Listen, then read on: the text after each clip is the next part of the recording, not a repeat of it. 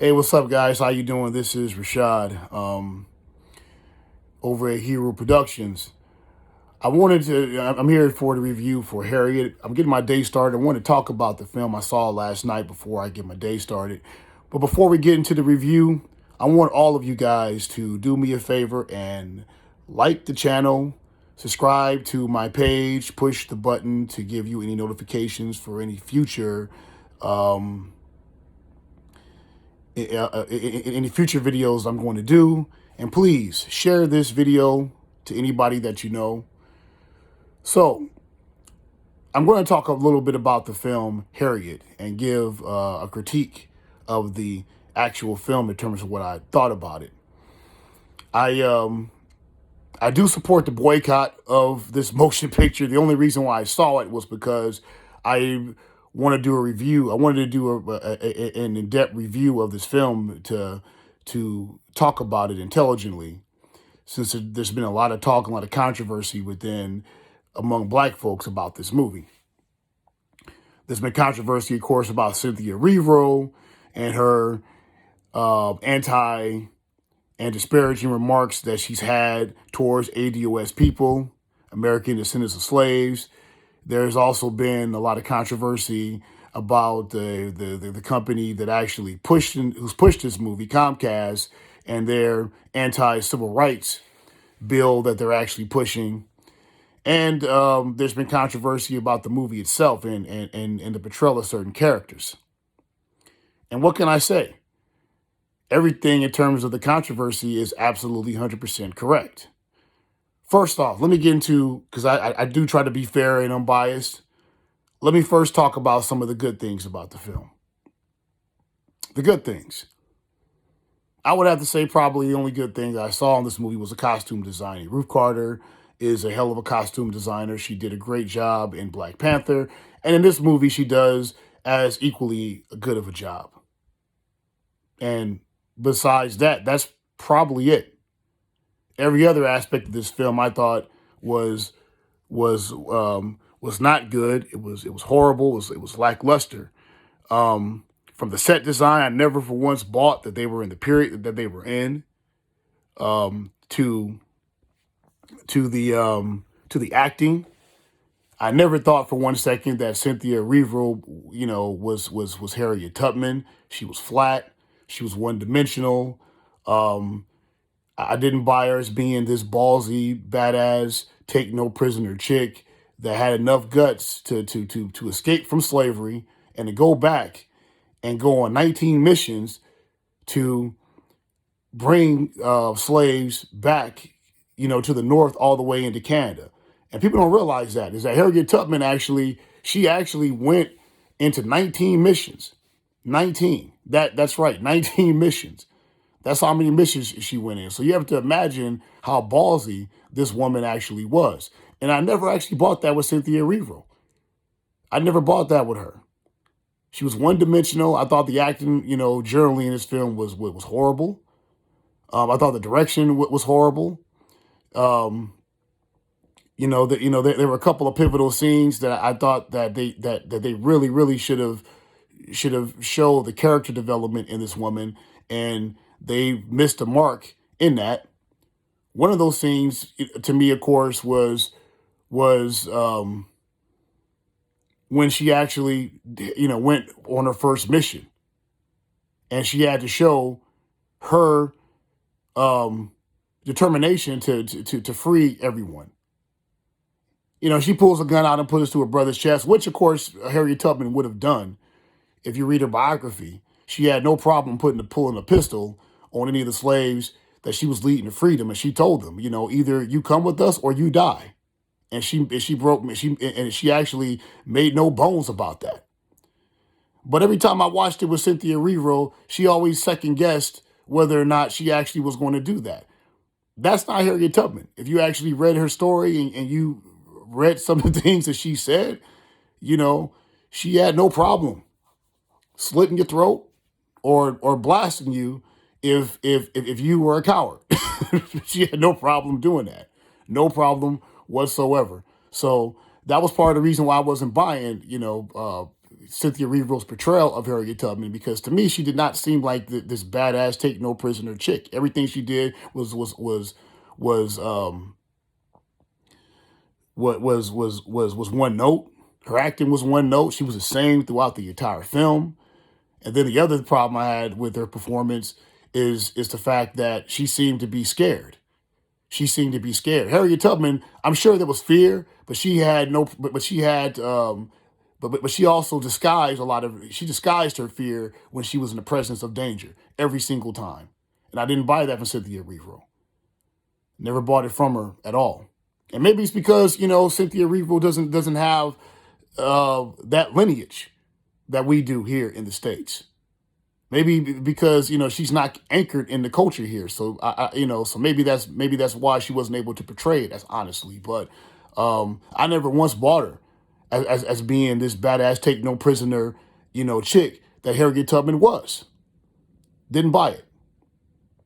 The other misstep I thought of the direction was the fact that they mentioned in hindsight about what happened to her when she was 13 years old. And one of the things that happened to her that was a pivotal moment of her life was that an overseer tried to kill her. And the reason why the overseer tried to kill her was because she tried to help this fugitive slave that was caught. He was a man. They brought him back to the plantation, and the overseer tried to kill this fugitive slave. So Harriet Tubman actually fought the overseer. The overseer tried to kill her by hitting her in the head with a piece of iron, which damn near killed her. She was sick. She was sick for months. She could barely walk. She couldn't work. And and while she was asleep, that's when she started getting the visions in terms of what she was going to do to leave this plantation. I mean, they talk about it briefly, but they don't really show it.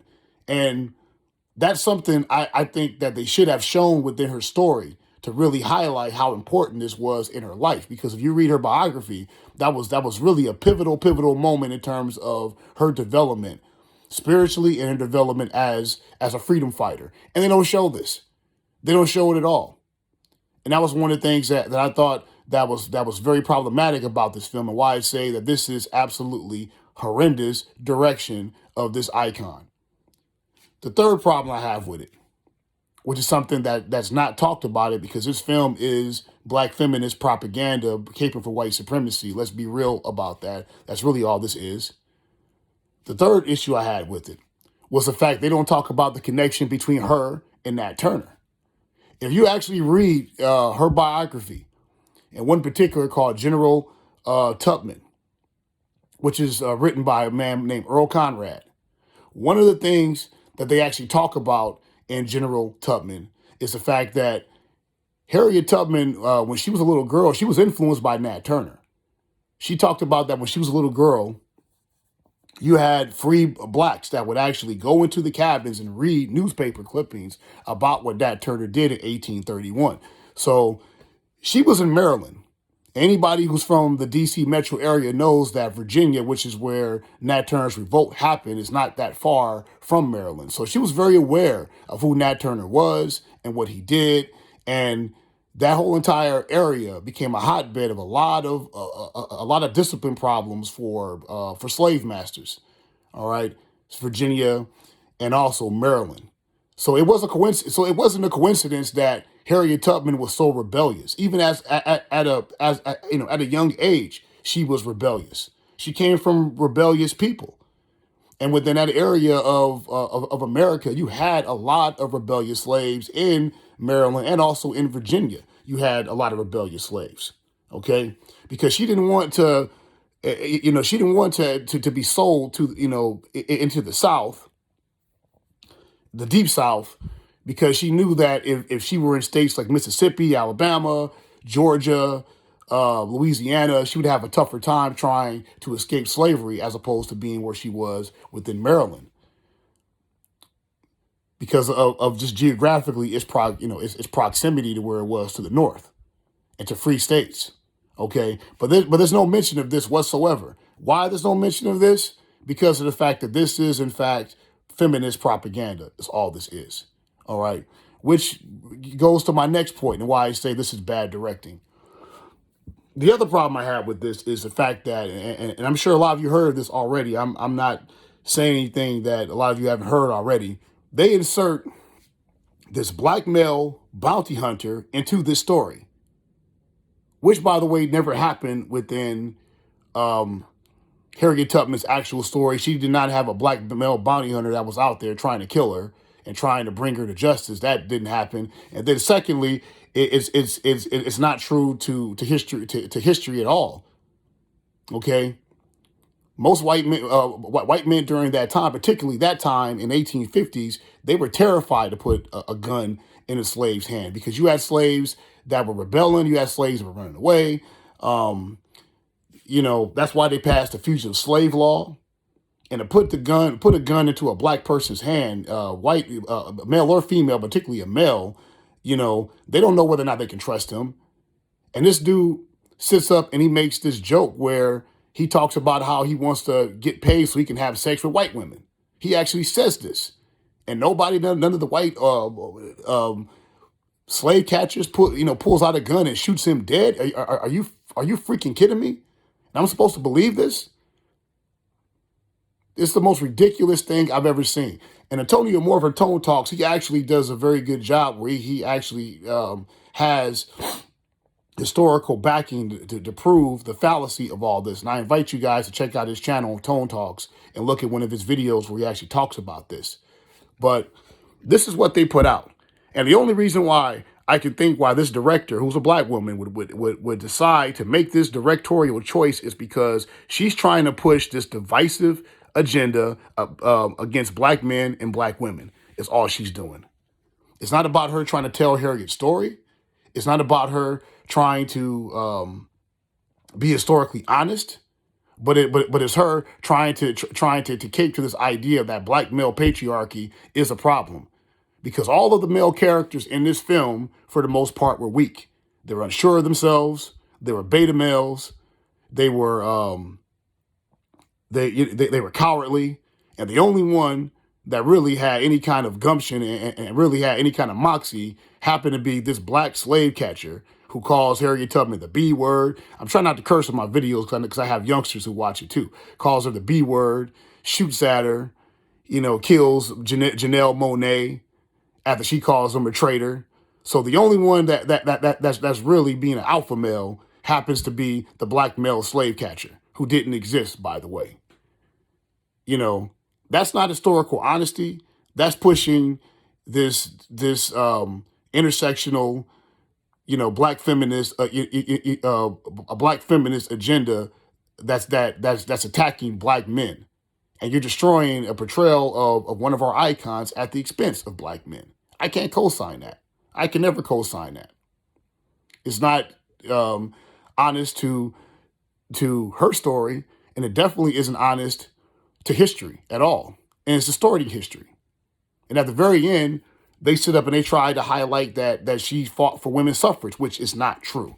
Because again, if you actually read her biography, and you read also the biography of Sojourner Truth, yes, both of them did believe that women should have the right to vote. But they clearly told Susan B. Anthony. They clearly told Susan B. Anthony that they would not support white women having the right to vote if black people first did not have the right to vote. They saw themselves as being black first, not woman first. And this is a complete fabrication and a lie of history. They were not feminists. They were sympathetic towards the feminist cause, because many feminists were abolitionists, but they were not feminists. They were black people. They were black first. And they made it a point to tell some of the archetypes of the feminist movement that they supported black people having the right to vote over white women having the right to vote. They actually said this. Sojourner Truth said this, and Harriet Tubman actually said the same thing.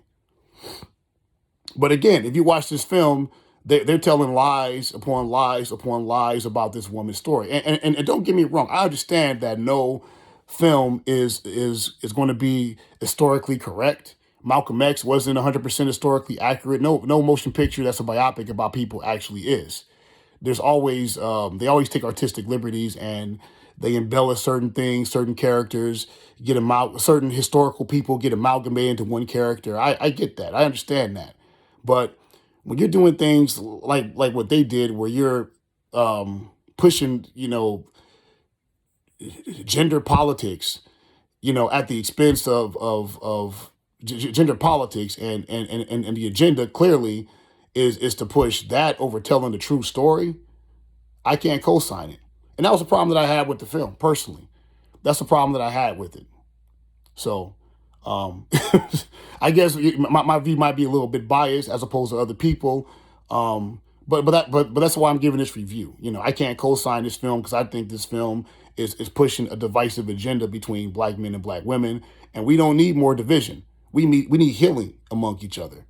Black men, sisters, those of you listening to this, I'll just tell you that black men have not been in charge of black women for a very, very long time. So there's no black man out there that is oppressing you. We don't have the power to oppress you. If you call the cops on us, who do they believe first? They believe you, not us. If they believe you, not us, a lot of you make more money than we do, but I'm not going to get into that and get into this whole gender warring nonsense. But this is what this film had devolved into, and it's complete nonsense.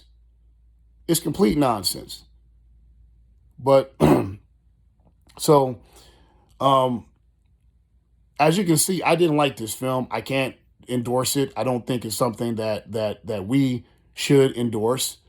And one other thing too that I remember, I want to say at the very end, is that Harriet Tubman in this film, she meets up with her white slave master, who she finds at the end, and she shoots him in the hand and makes him get off the horse. And instead of executing him, which what Harriet Tubman would have done, because she was all about protecting whatever it took to protect the mission of freeing slaves. Instead, she lectures him and gives him this ridiculous speech about the Civil War coming and black folks are going to be free, and lets him go. When I saw that, I said, "Huh? Are you kidding me?" So you mean to tell me that this slave master who knows who you are, saws you, know what direction you're heading, she was willing to jeopardize the whole entire underground movement just because she wanted to be merciful for her slave master? I didn't buy it. It's not historically accurate. It's not historically accurate in terms of some of the things that Harriet Tubman did while she was on those trips. Her mentality, during that time. And once again, this is nothing but just propaganda. I can't sit up and endorse this film. I can't say that more and more and more. It's disrespectful to Harriet Tubman. Harriet Tubman was the closest thing this country had to Mother Teresa. She dedicated her entire life to doing nothing but help people, particularly black people. And I think that this particular film was a disservice to creating some sort of portrayal towards her. All right? They try to create this superhero story, which I have no problem with because she is a superhero. She is a superhero. I mean, in terms of American icons, she's definitely up there with in terms of us, she's definitely up there with some of our other American icons. And I definitely love and respect Harriet Tubman. She's one of the ancestors. And I think that she deserves a lot better. I think that she deserves a better film. I think she deserves better writing, a better director, and somebody who didn't disrespect the lineage that she comes from, and also has the fire and the kick-ass, take no prisoner mentality that Harriet Tubman actually had. So I'm going to have to give this film, from a scale of 1 to 10, I'm not going to have to give it a 4. And I'm being generous. I'm going to have to give it a 4. I didn't like it. I thought I think it's a horrible depiction of her. It's insulting. And she deserves absolutely a better portrayal. So maybe what needs to happen is that us as ADOS people, and I've been debating this myself, whether or not I should actually write a script about Harriet Tubman, because I know enough about her to create something that counters that garbage I just saw. And it's not going to be feminist propaganda, okay, at the expense of black men, pushing white supremacy and pushing intersectionality. It's going to be a black empowerment agenda. All right? Because that's what Harriet Tubman was. She was a symbol of black empowerment. Her allegiance, first and foremost, was to her people. And I think that's the kind of movie that most of us would like to see, as opposed to them putting fictitious characters, black characters who are disrespecting her to cause more division between black men and women. Anyway, I don't want to get more into this gender war nonsense. That's exactly what it is. We need healing. We need healing. Our families as it is are under attack and under assault, and we as a group of people, we need healing. We don't need more division. And that film was not made for me or for anyone out here that's an adult who's been around the block. That film was made for the kids. People who don't know any better. People who've never read her biography. People that will sit and watch that and take that as fact and take it as this is what it is. She advocated for this, and that without actually reading the woman's actual story, and that's a problem. So that's a problem. It's to indoctrinate the youth that come behind us with a certain value system about our icons, just like. Just like, you have people up here trying to push Manny Marable's book about Malcolm X that tried to allude it that he was homosexual, which in fact there is no proof of that. This is what Manny Marable actually said, but in Alex Haley's book, the autobiography of Malcolm X told by Alex Haley, there is no mention of any of this. There's no mention of it at all.